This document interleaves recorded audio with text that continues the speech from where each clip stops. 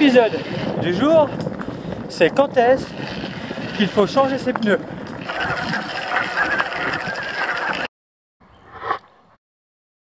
Une des principales motivations, c'est d'avoir des gommes plus adaptées à votre pratique, parce que vous glissez trop ou que vous souhaitez résilier votre abonnement crevaison.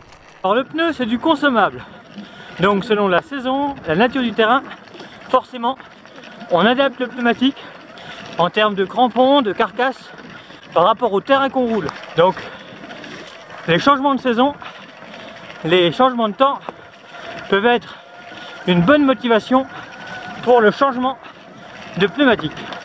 La neige, la boue requièrent des crampons hauts, agressifs et surtout des pneus à forte capacité de débourrage. Mais un pneu reste du consommable. Et lorsqu'un pneu est trop usé, les crevaisons s'invitent durant vos sorties. Et ça, c'est vraiment la misère. Donc du coup, lorsque vous voyez que votre pneu arrive en fin de vie, que certains crampons s'arrachent, que des coupures apparaissent, prévenez plutôt que guérir. C'est tout de même plus pratique, surtout dans les bois. Je vous invite vraiment à faire une inspection régulière de vos pneumatiques. Avec un pneu trop usé, vous allez également patiner et dans certains cas, une montée un peu raide, si l'arrière décroche, ça peut être vraiment casse-gueule. Donc surveiller l'état de ces pneus, c'est vraiment primordial pour rouler vite sans ennui. Si vous avez crevé avec votre pneu et qu'il est endommagé, la réparation de fortune, ça va pour rentrer, mais évitez de retourner rouler dans de telles conditions. Changez le pneu, c'est plus sûr en cas de gros trous. Surtout sur un tubeless, où les mèches vous permettent de petites réparations, mais pas plus. Si vous roulez en tubeless pour monter un pneu tubeless, un épisode a été fait à ce sujet.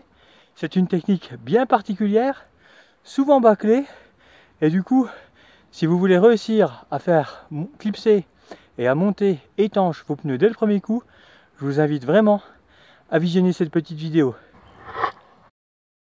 Voilà, donc à la limite, pour donner une seconde vie au pneu, on pourrait le retourner pour bénéficier des crampons qui sont là au freinage. Parce que le freinage là, il est franchement entamé. La motricité, ben voilà, hein, on voit que le pneu, il a reçu. C'est ce qu'on appelle un pneu réformé. Et là, avec l'ombre portée, on a l'impression que les crampons sont gros. Mais en plein jour, vous ne seriez pas déçus. Alors, pour profiter au maximum toute l'année et par tous les temps de votre e-machine, il vous faut au moins 2 trains de pneus. Un pour le sec et un pour le gras. Difficile de faire avec un seul jeu à l'année. Quand c'est sec, on passe quasiment tout, même avec un pneu qui est en fin de vie. Après, sur des difficultés comme celle-ci, sur le gras, mieux vaut avoir de bons crampons.